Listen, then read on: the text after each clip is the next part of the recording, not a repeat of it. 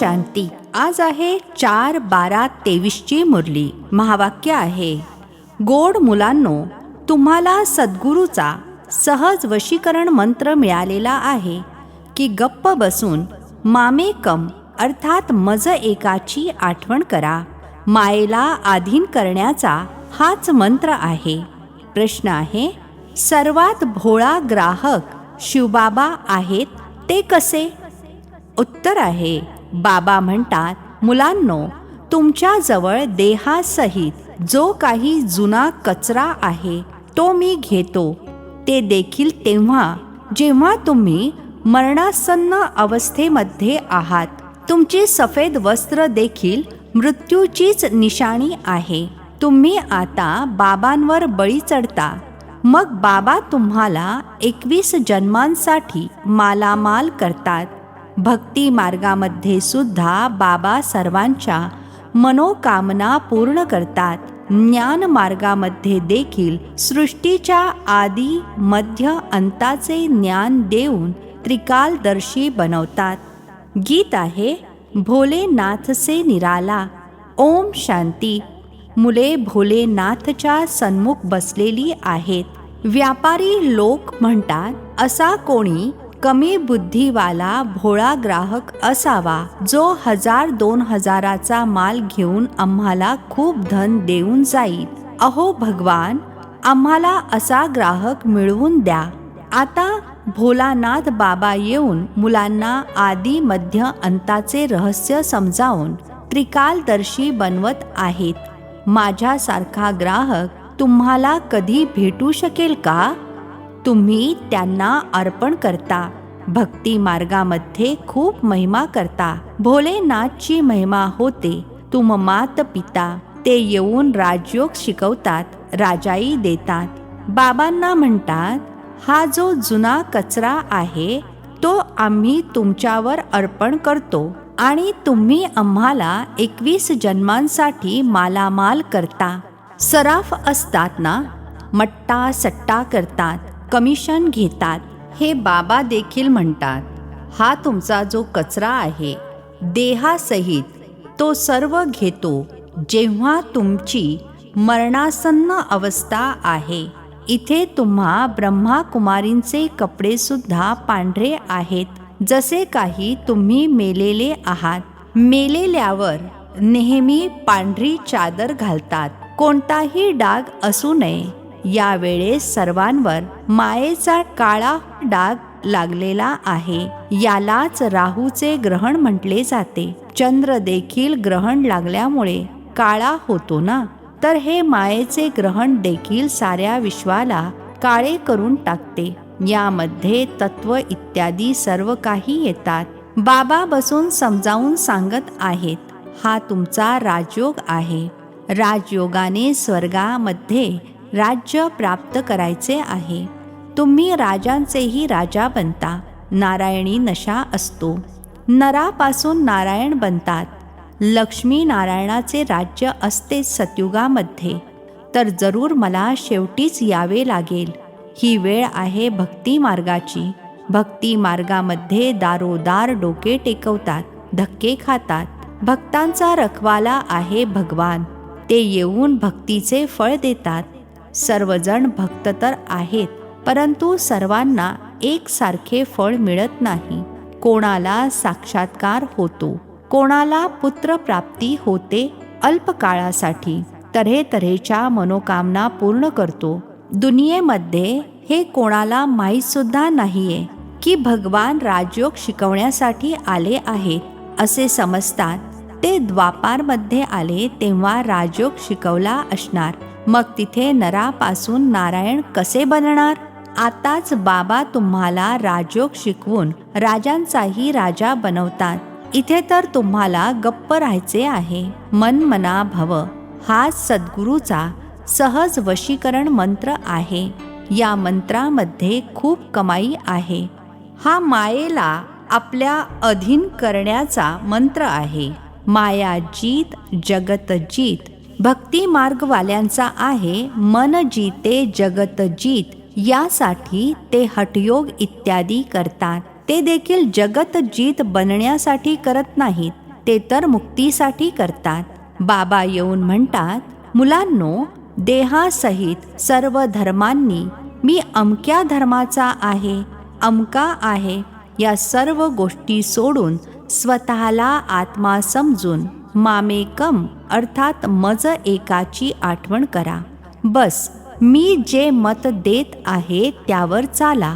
बाकी आतापर्यंत ज्या अनेक मतांवर चालत आलेले आहात त्या सर्वांची मते सोडावी लागतील, तर तुमचे ज्ञान बिलकुल नवीन झाले ना, असे समजतात. यांच्या तर सर्व गोष्टी नवीन आहेत. तुम्ही मुले जेव्हा कोणालाही समजावून सांगता तर आधी त्यांची नाडी ओळखायची आहे. सर्वांसमोर एकसारखे बोलायचे नाही. मनुष्यांची आहेत अनेक मते, तुमचे आहे एक मत, परंतु नंबरवार आहेत.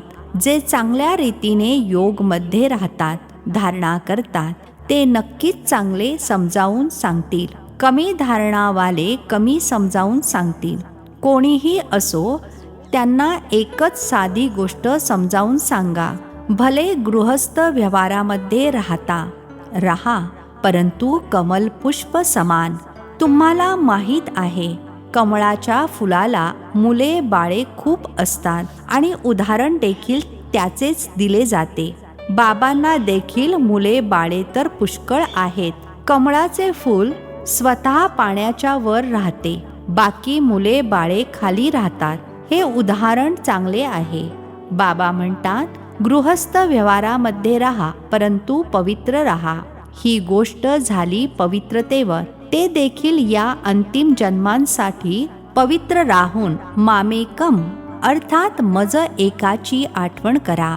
रचनेची पालना देखील जरूर करायची आहे, नाहीतर तो हठयोग होईल. दुनियेमध्ये पवित्र तर खूप राहतात. बाल ब्रह्मचारी तर भीष्म पितामह सारखा झाला. उत्तम बाल ब्रह्मचारी ते जे स्त्री पुरुष दोघे एकत्र राहून पवित्र राहतील. गंधर्व विवाहाची चर्चा तर शास्त्रांमध्ये देखील आहे, परंतु कोणीही जाणत नाहीत. हे तर बाबाच समजावून सांगतात. बाबा म्हणतात, मुलांनो, आता काम चितेच्या ऐवजी दोघांनीही ज्ञान चितेचे काकण बांधा. किती चांगले काम तुम्ही ब्राह्मण करता. प्रतिज्ञा करायची आहे पवित्र राहण्याची. एकमेकांना सावध करत तुम्ही दोघेही स्वर्गामध्ये निघून जाल. इथे तुम्ही एकत्र पवित्र राहून दाखवता, म्हणून तुम्ही चांगले उच्च पद मिळवू शकता. उदाहरण दिले जाणार ना. ज्ञानचितेवर बसून स्वर्गामध्ये जाऊन उच्च पद प्राप्त करता. यामध्ये हिम्मत आहे खूप मोठी. जर पक्के होऊन चालत राहाल तर पद खूप उच्च आहे. आणि मग सेवेवर सुद्धा अवलंबून आहे. जे खूप सेवा करतील, प्रजा बनवतील, ते पद देखील चांगले मिळवतील. बाबा मम्मापेक्षा सुद्धा उच्च गेले पाहिजे. परंतु जसे बाबा म्हणतात, ते दोन्ही ख्रिश्चन अर्थात रशिया आणि अमेरिका जर आपसात एकत्र आले तर विश्वाचे मालक बनतील. असे कोणते जोडपे निघावे जे मातपित्यापेक्षा देखील उच्च जाईल, परंतु तसे कोणी नाही आहेत. जगत अंबा, जगत पिता देखील प्रसिद्ध आहेत. यांच्यासारखी सेवा कोणी करू शकणार नाही. हे निमित्त बनलेले आहेत, म्हणून कधी हार्ट फेल झाले नाही पाहिजे. अच्छा, मम्मा बाबांसारखे नाही तर निदान दुसऱ्या नंबरचे तरी बनू शकता ना. सेवेवर अवलंबून आहे. प्रजा आणि वारस बनवायचे आहेत तर आपल्या या गोष्टी आहेत नवीन. नवीन दुनिया रचण्यासाठी जरूर बाबांना यावे लागते. तेच रचयिता आहेत. ते तर असे म्हणतात, परमात्मा नावारूपापासून वेगळा आहे, परंतु असे नाहीये. त्यांचा देखील काही दोष नाही. नशिबात असेल तर समजेल. खूप जण असे येतात जे समजतात देखील की हे खरोखरच योग्य आहे. कोणी म्हणेल की आत्म्याचे नाव रूप नाही, तर मग आत्मा हे नाव कोणाला दिले? आत्मा नाव तर आहे ना. तुम्ही सर्वांना सांगा, हा राजयोग आहे. परमपिता परमात्मा संगमावर येतात. राजयोग जरूर संगम युगावर शिकवतील, तेव्हाच तर पतिताला पावन बनवतील. तर इथली गोष्टच निराळी आहे. बाबा म्हणतात, फक्त स्वतःला आत्मा समजा. बाबांकडे जायचे आहे, यामध्ये प्रश्न विचारायची काही गरजच नाही. असे म्हणतात देखील की माझ्या आत्म्याला दुखवू नका. ही पाप आत्मा आहे, ही पुण्य आत्मा आहे. आत्म्यासाठी कोणी असे म्हणू शकत नाही की आत्म्याचे कोणते रूप नसते. विवेकानंद रामकृष्णासमोर बसले होते, तेव्हा त्यांना साक्षात्कार झाला. त्यांनी पाहिले की लाईट आली, जिने माझ्यामध्ये प्रवेश केला. अशी काहीतरी गोष्ट सांगतात. तुम्ही बोला, आमचा आहे राजयोग. यामध्ये देहासहित देहाच्या सर्व मित्र संबंधी इत्यादींना विसरावे लागते. आपण आत्मे त्यांची संतान आहोत.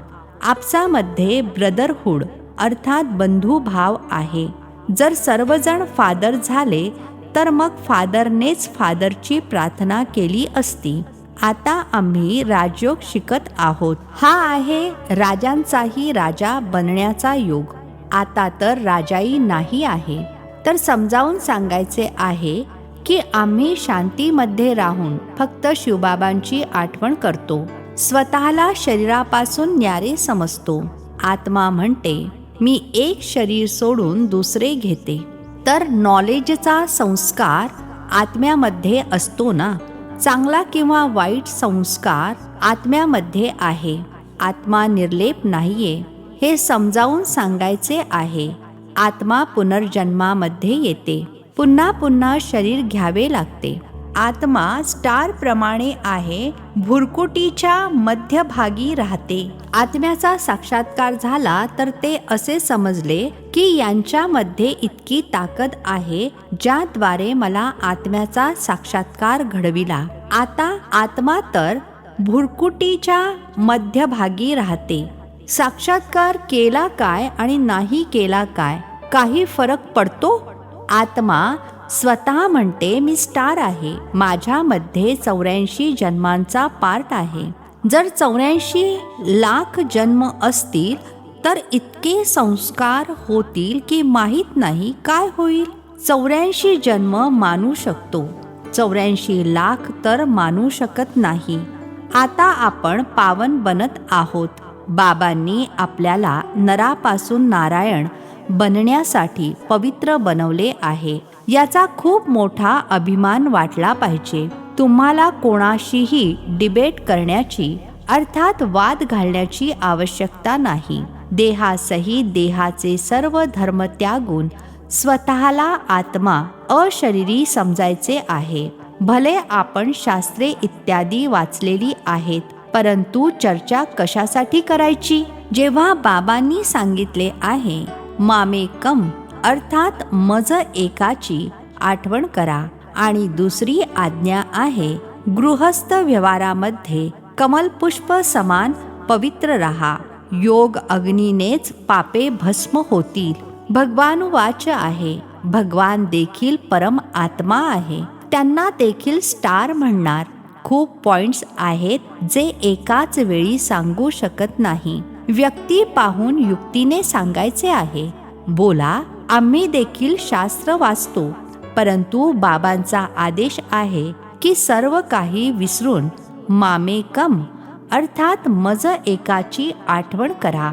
ते आहेत निराकार. आत्म्याला तर सर्वजण मानतील, विवेकानंदवाले सुद्धा मानतील. आत्मा तर सर्वांमध्ये आहे. जरूर तिचा पिता असणार ना, ज्यांना परमपिता परमात्मा म्हटले जाते. हे सर्व पॉइंट्स आहेत ना, याचे चिंतन केल्याने कायम पॉइंट्स मिळत राहतील. स्टीमर अर्थात बुद्धी भरत जाईल. हे देखील जसे काही ज्ञानरत्नांचे वखर अर्थात सामान भरतात. पॉइंट्स नोट करून रिवाइज करा. ही आहे रत्ने. यांना धारण करण्याची आणि लिहिण्याची आवड पाहिजे. चांगल्या रीतीने सर्वांना समजावून सांगायचे आहे. आत्मा तर सर्वांमध्ये आहे, त्याचे नाव रूप नाही. असे तर म्हणू शकत नाही की आत्म्याचे रूप आहे तर मग परमात्म्याचे का नाही? त्यांना म्हटलेच जाते परमपिता परमात्मा, परमधाम मध्ये राहणारे. मुलांना किती समजावून सांगितले जाते, तर मग आता सर्व्हिस करून दाखवा. बाबा तर सर्व्हिस केल्यावर बक्षीस देतात. बाबा आम्हाला ज्ञानरत्नांचा किती शृंगार करतात. आम्ही इथले पदमपती बनू इच्छित नाही. आम्हाला तर पाहिजे विश्वाची बादशाही. अच्छा, गोड गोड. खूप वर्षांनंतर भेटलेल्या मुलांप्रती मात पिता बापदादांची प्रेमपूर्वक आठवण आणि सुप्रभात. आत्मिक पित्यांचा आत्मिक मुलांना नमस्ते. आम्हा आत्मिक मुलांचाही आत्मिक पित्यांना नमस्ते. धारणेसाठी मुख्य सारांश. पहिला पॉइंट आहे, जी ज्ञानरत्न मिळतात त्यावर विचार सागर मंथन करून स्वतःमध्ये धारण करायची आहेत. ज्ञानरत्नांनी सदैव भरपूर राहायचे आहे. दुसरा पॉइंट आहे, आपल्या नारायणी नशेमध्ये राहायचे आहे. कोणाशीही वाह्यात गोष्टी करायच्या नाहीत. अशरीरी बनण्याचा अभ्यास करायचा आहे. आजचे वरदान आहे, दुआ आणि दवा यांच्याद्वारे तनाच्या आणि मनाच्या रोगापासून मुक्त राहणारे सदा संतुष्ट आत्मा भव. दुआ आणि दवा यांच्याद्वारे तनाच्या आणि मनाच्या रोगापासून मुक्त राहणारे सदा संतुष्ट आत्मा भव. स्पष्टीकरण आहे, आता शरीर आजारी जरी पडले तरीही शरीराच्या आजारामुळे मन डिस्टर्ब होऊ नये. सदैव आनंदाने नाचत राहा तर शरीर देखील ठीक होईल. मनाच्या खुशीद्वारे शरीराला चालवा, त्यामुळे दोन्ही एक्सरसाइज होतील. खुशी आहे दुआ अर्थात आशीर्वाद आणि एक्सरसाइज आहे दवा अर्थात औषध. तर दुआ आणि दवा दोन्हीद्वारे तनाच्या आणि मनाच्या आजारापासून मुक्त व्हाल. खुशीमध्ये वेदना सुद्धा विसरून जाल. सदैव तनाने आणि मनाने संतुष्ट राहायचे आहे. तर जास्त विचार करू नका. जास्त विचार केल्याने टाइम वेस्ट होतो आणि खुशी गायब होते. स्लोगन आहे, विस्तारामध्ये देखील सार पाहण्याचा अभ्यास करा तर स्थिती सदैव एकरस राहील. विस्तारामध्ये देखील सार पाहण्याचा अभ्यास करा तर स्थिती सदैव एकरस राहील. मातेश्वरीजींची मधुर महावाक्ये. क्लास आहे, परमात्म्याची सद्गती करण्याची गत आणि मत परमात्माच जाणतात. तुम्हारी गतमत तुम्ही जानो. आता ही महिमा कोणाच्या स्मृतीमध्ये गातात? कारण परमात्म्याचे सद्गती करण्याचे जे मत आहे ते तर परमात्माच जाणतात. मनुष्य जाणू शकत नाहीत. मनुष्याची फक्त एवढीच इच्छा असते की आम्हाला कायमसाठी सुख पाहिजे. परंतु ते सुख मिळणार कसे? जोपर्यंत मनुष्य आपल्या 5 विकारांना भस्म करून कर्म अकर्म बनवत नाहीत तोपर्यंत ते सुख मिळू शकत नाही. कारण कर्म अकर्म विकर्माची गती अति गहन आहे, ज्याला परमात्म्याशिवाय इतर कोणीही मनुष्य आत्मा त्याच्या गतीला जाणू शकत नाही. आता जोपर्यंत परमात्मा ती गती ऐकवत नाहीत तोपर्यंत मनुष्यांना जीवनमुक्ती प्राप्त होऊ शकत नाही. म्हणूनच मनुष्य म्हणतात, तेरी गतमत तुम्ही जानो. यांची सद्गती करण्याची मत त्या परमात्म्याकडे आहे. कसे कर्मांना अकर्म बनवायचे आहे त्याचे शिक्षण देणे हे परमात्म्याचे काम आहे. बाकी मनुष्यांना तर हे ज्ञान नाहीये, ज्यामुळे ते उलटे कार्य करत राहतात. आता मनुष्याचे पहिले कर्तव्य आहे आपल्या कर्मांना सुधारणे. तेव्हाच मनुष्य जीवनाचा पूर्णपणे लाभ घेऊ शकतील. अच्छा, ओम शांती. नवनवीन मराठी व्हिडिओज प्राप्त करण्यासाठी सबस्क्राईब करा मराठी गॉडलीवूड चॅनलला.